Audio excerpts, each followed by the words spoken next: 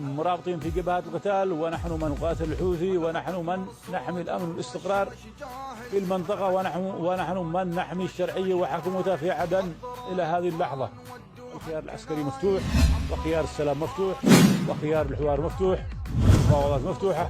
إذا اعترفوا بحق شعب الجنوب وبدولة الجنوب سنحاور، لماذا لا؟ لكن إذا تمادوا معنا فنحن سندافع عن حقنا وعن ما أنجزناه، وسندافع عن قضيتنا بكل ما أوتينا من قوة،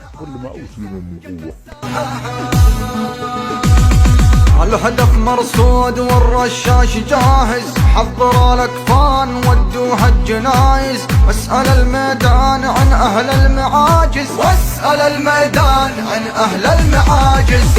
دقت الساعات للحرب الضروب،